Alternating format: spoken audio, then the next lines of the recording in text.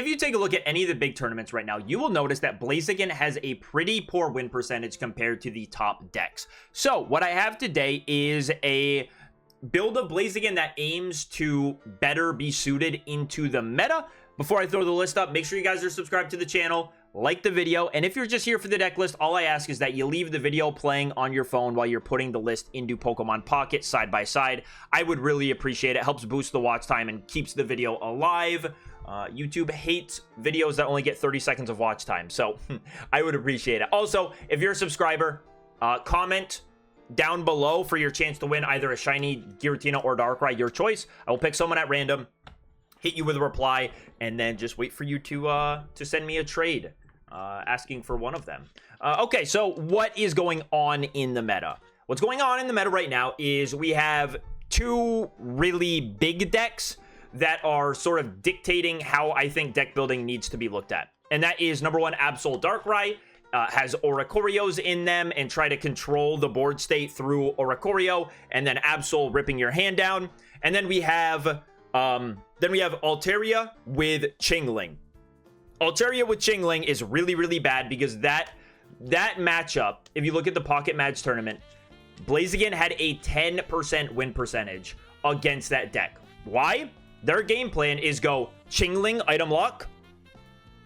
As soon as they have their Altaria built up, go into Altaria, hit you with a red card or Mars. You're probably not drawing into Rare Candy Blaziken off of that, and then they just win the game from there. 10% is absolutely abysmal. You cannot take that percentage matchup to a top, I think that's the second most popular deck right now, or just like Altaria variants in general. A lot of them are playing the Chingling. Like almost every Altaria variant does have the Chingling in it, and that you just can't win against it because the way that Blaziken is currently built is just Rare Candy Blaziken. There's no combusken in it, and I think when you have meta pressure that is that bad, we have to adapt. You would never think to build Blaziken with double combusken. You just wouldn't. But because of how people are building decks now, I think it's pretty necessary that we find a way to adapt if Blaziken wants to stay in the meta. You can't build Blaziken with hopes that you're just going to dodge the top deck in the format right now, man. It's not how it works. At least like it's not a great idea. I typically stay away from decks, especially when they have like that bad of an auto loss. If the matchup was 40% against the Chinglings with how we currently build it, I could see leaving things as is. But when it's a 10% literally unwinnable matchup, it's just unacceptable. It is unacceptable to run the deck like that, in my opinion. Also, I just recorded this whole video, and I said so many beautiful things, and I wasn't recording. So, apologies if I forget anything, because I feel like I've already said it, but I actually haven't said it. So, like I said, the innovation here is the double combusken. Against Altaria, their game plan, like I said, was to use the Chinglings to item lock you. If you are able to get into the combusken, things instantly become a lot more scary to them. Because that, like I said, that deck's game plan is just set up Altaria and then let Altaria sweep after hitting you with a red card. Because you probably won't get that Rare Candy Blaziken combo off of the Mars or red card that they throw at you. As soon as you evolve the combusken, they realize, whoa, things are pretty real right now. Because we don't have any other attackers in that deck. That deck is just Chinglings and Jirachis, nothing that can deal with a 140 HP Entei in the active spot. So, you will have the pressure from Entei of just going 60, 60, 60, knocking out their baby Pokemon, forcing that Altaria into the active spot. Once that Altaria becomes active, if you're then able to follow up with your Blaziken as planned, they're probably going to lose the game. There's not a whole lot that they can do after that fact. Mega Absol and Oricorio stuff. So here's the thing with Oricorio decks, right? And why I think that this is probably okay to build a deck like this, especially without baby Blaziken. Oricorio decks give you a lot of time. We actually saw the best performing Mega Blaziken list from last weekend didn't run a baby Blaziken. They did have a Rocky Helmet instead, which definitely does help against Oricorio, but I'm wagering that the Combuskens will help enough against the Oricorios that we can keep a decent matchup against them. Oricorio decks are going to give you a lot of time. If they are sitting with Oricorio in the active spot, it's not a lot of pressure on you, right? It's 50 damage every single turn. With an Entei in the active spot, you have like you have 2 turns before the Entei's even knocked out. Like, it takes them 3 attacks to knock out the Entei. That's 3 turns of you drawing with Entei, setting up your board state, getting it ready, and then when you go into Mega Blaziken and you start burning them to deal some additional damage, well, again, they're only doing 50. You can Lily to heal that damage off once. You can set yourself up so that you are able to deal with the Oricorios in front of you. And once you get rid of 1 Oricorio, you then get to move into the Sabrina. You know, Sabrina opens itself up to you because you're not using Sabrina into another Oricorio. You're using Sabrina to access something else on the bench. So yeah, I think that this is probably just fine enough because, again, Oricorios, they don't put a whole lot of pressure on you, man. And the Mega Blaziken is really scary for them to deal with. It is just a frightening thing. And the good thing is as well is if you're like burning an Oricorio with the Mega Blaziken, they are pivoting between the two, constantly using their turn attachments on the Oricorio, not really setting up the rest of their board state because of it. And they have to heal the Oricorio if they want to not get knocked out by your combusken on the bench. Yeah, I just feel like this does enough to give us a chance in those matchups. Now, what else? There's not really any other innovations in here. Like, probably the cards I miss the most is the Rocky Helmet. Rocky Helmet makes the Oricorio easier, without a doubt. And it also helps against Suicune. Suicune is probably, unfortunately, like the in the top 3 best decks right now.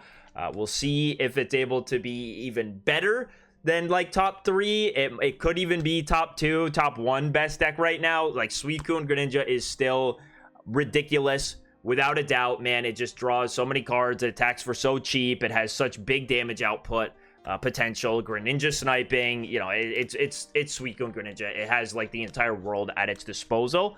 That matchup does get hurt a little bit by not having Rocky Helmet, because what you would hope to do in that matchup every single time is attack with an Entei. Entei gets knocked out, go into Mega Blaziken, finish off that Suicune knockout, and then have the Rocky Helmet on the Mega Blaziken, so then whatever else attacks into the Mega Blaziken the turn after gets knocked out.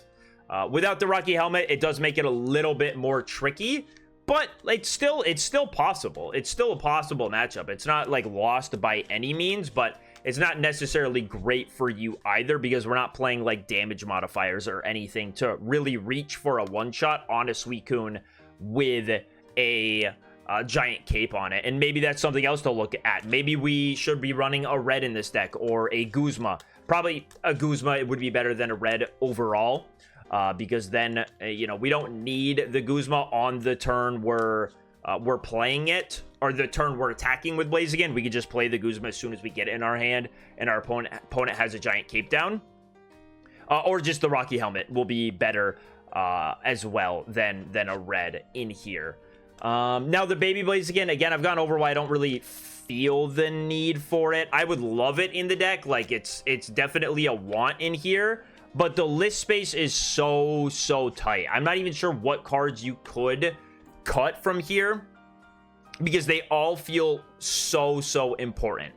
It does suck that you have to play the double combusken. Like, that's not, you know, you're not excited about that in any way. But it's like, if you're not playing double combusken, the odds of you finding it against Altaria are extremely low, unless instead of double combusken, you're playing one combusken, one May. Like, unless you have one of the two, like 2 versions of them at least, things are going to be looking pretty bad for you. Now, what the combusken does allow is it allows you just to be that little bit more likely to get into 2 Mega Blazikens, because you don't need to search out the double rare candy to make it happen. You can finish the job with just 1 single rare candy and then evolve the bench one into a combusken as well. So I do like that. Helps you set up double Mega Blaziken, which is hard for an opponent to deal with. Like, if they knock out Entei and you're able to create a double Mega Blaziken board state and you save your Mars for an opportune time, you just Mars them down to 1 and hope that they don't have the Cyrus, and usually that's good enough. Mars has been a very great card in this deck. Maybe the most cuttable card is like either the Cyrus or the Lily. And again, neither of those would feel good to cut. but without there being, honestly, without there being ranked, it is fairly difficult to test against the best decks right now. I just don't have access to them. I don't have a way to guaranteed play against the best decks like I usually do. I'm kind of just at the mercy of whatever the casual ladder gives me, which in this case is a lot of Gyarados. Now, I didn't get any footage of some of the decks I would want to showcase on here, but I have been playing this list all day today. In my free time. So you know, this isn't coming out of nowhere. This is from me playing games and seeing how it's running, trying a 1 combusken Rocky Helmet build, and then eventually moving to the 2 combusken, because 1 combusken was not enough. I will tell you from experience, 1 combusken is not enough against the Mega Altaria stuff. It just isn't. It's so unlikely that you find that 1 combusken fast enough. The double combusken feels really, really good for getting it online quickly. And you know what, dude? It helps against like just general red card stuff too, because instead of trying to put together a 2-piece combo, well, you have the combusken to give you a little bit of leeway in that regard. You get a Torchic on the bench, you don't have Rare Candy Blaziken. All right, cool, man. I can just evolve into combusken, and then if I get red carded, I just need 1 piece instead of 2 pieces. So it helps consistency wise there as well. Has felt very, very nice at just ensuring that I am getting into my Blazikens and saying like, yo, this is maybe just enough to win the game. Get my Blaziken set up, get a little bit of healing in there if necessary. You know, man, it really might be the Lily that's the least important card in here. If there was, maybe we can cut the Lily and run like something just slightly more aggressive. I don't know. You guys got to let me know what you are feeling on what card is like most cuttable here, because again, it's hard to test, bro. It's so hard to test in this game without ranked. Like the only way to do it really is tournament play.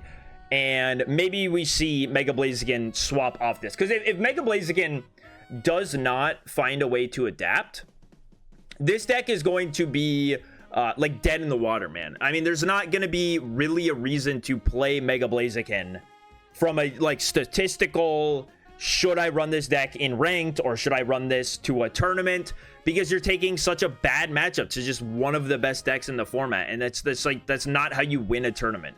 You don't win a tournament by dodging the best deck. You win a tournament by saying, all right, I take a good matchup to most of the best decks, and then maybe the 4th best deck I take a pretty bad matchup to, but that's fine because I just won't hit that. The 2nd best deck, no, you're gonna hit it all the time. Or the 2nd most played deck, you're gonna hit it, man. There's no avoiding it. You're gonna run into it.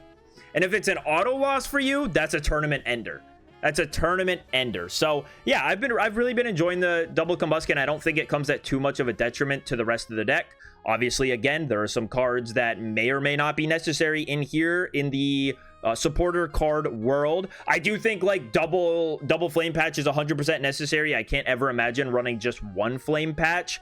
It feels like it feels like I am using at least a flame patch every single game, which to me says you need 2 of them. Lily, again, am I using Lily every single game? No. Am I using Cyrus every single game? No, but I'm probably using Cyrus more than Lily. It's a little bit rare that the Lily even sees play, because the Lily's pretty good into Mega Absol to keep you alive during that turn if you are attacking with Mega Blaziken before you're attacking, before the Absol comes into the active spot. Very good there. Other Mega decks, like, not really all that necessary. You really try to not be the first Mega in the active spot because you don't have to be. You have the Entei to do all of your entry damage, put the pressure on your opponent, force that deck into, or force the Mega into the active spot. But the Mega Absol is probably the one where the Lily is like very good. But hey, I mean, they're discarding supporter cards, so maybe it doesn't even matter, right? Like, you're probably gonna lose the Lily on the turn that they have it if you're in that situation. They're just gonna discard it unless you top deck it, and that'd be such incredibly low odds. If the Mega Absol is attacking into you first, yeah, you're probably not getting the Lily off anyways.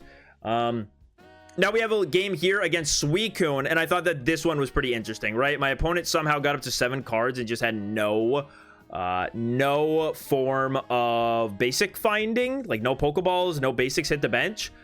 So on this turn, I'm just going to say, you know what, man? I would like a little bit more time. I don't want my Entei to get smacked. I think I'm fine with just doing 60 into this Suicune. There's no Greninja in play, so like my Entei is not in threat of being knocked out by the time that Suicune is attacking me. With the way I position my board, my opponent is going to be able to do like 120 damage to me.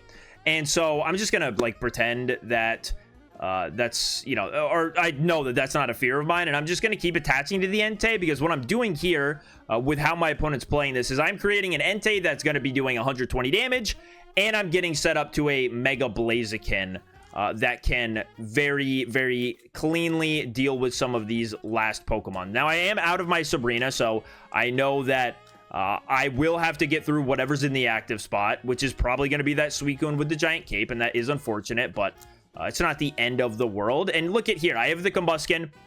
I got to evolve into the combusken. If my opponent had red card, man, I would be back down to 3 with like no chance, no real hope of finding the Mega Blaziken combo. But because I had combusken, they probably just thought twice about using a hand disruptor, or they just didn't have it.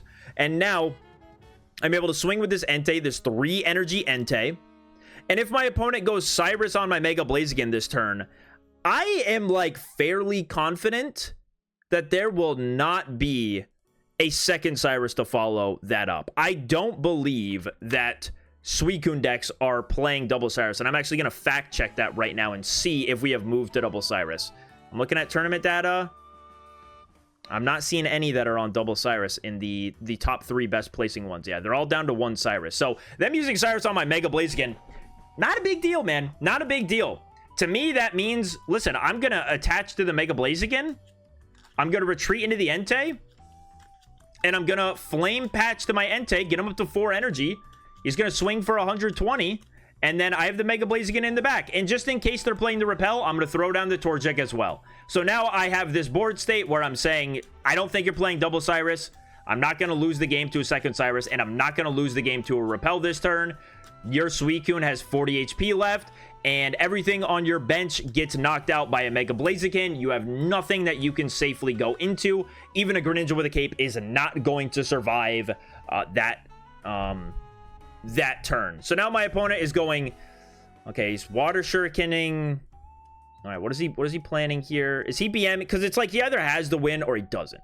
He either has the use that last card as a Cyrus in hand, or he has the press concede button. And I'm just waiting to figure out which one it is. See how evil he is. And he just uses an Irida. So I know that the game is locked up here. There's literally nothing my opponent can do. He's probably just going to swing to waste both of our times in a casual match for some reason. He's playing Greninja Suicune. I guess he's better than me playing Mega Blaziken. My bad, man. And I'm just going to promote that Mega Blaziken and smack the Suicune. If he lets me. Is he going to let me? No, why would he? Why would he? He just wants to waste both of our times. Yeah. Typical Suicune Greninja player. Wouldn't you know it, man? Wouldn't you know it? Time-wasting extraordinaires. They're gifted in it. They're gifted in it. So let me show you this real quick, too, before we go. Take a look at the metagame to back up just what I'm saying, right? We have Mega Absol, 15%. Mega Altaria, I count the Indeedee version in here because the Indeedee list also play double Chingling. They're both rocking a 15%. About a 15% play percentage. The Absol and the Mega Altaria Jirachi. And then Suicune's coming in at number 3 with about 13% play rate. And then the Entei Blazikens. And if you look here, the Entei Blazikens, like I'm saying, have a horrible win percentage. 45%. Compare that to the other better decks. Suicune Greninja, 57. Mega Absol, 50, almost 55. Altaria Jirachi, 50%. Yeah, this just isn't like this isn't sustainable for Mega Blaziken if it wants to keep doing well in the meta. And I think we got to move to list more like this in order to maintain. Because, dude, the Mega Blaziken is like, dude, he's just, you get him set up, man, and he's taking care of business. You have, like, all the fundamentals of what a good Mega deck is. You have a Pokemon that can do early aggression and force your opponent's Mega or whatever attacking Pokemon into the active spot. And then you have a fantastic Mega, which is doing tons of damage and will two-shot anything and even one-shot basic EXs. So, like, everything's there for Blaziken. I think we just got to figure out the list to make it a little bit better, because it shouldn't be stopped by just a Chingling, man. A Chingling shouldn't be taking down the chicken, okay? We can't, there's no way. There's no way. I still believe in Blaziken, and hopefully we see List adapt to the current meta. That's going to be it. Thank you guys so much for watching. Subscribe on your way out. See you on the next one.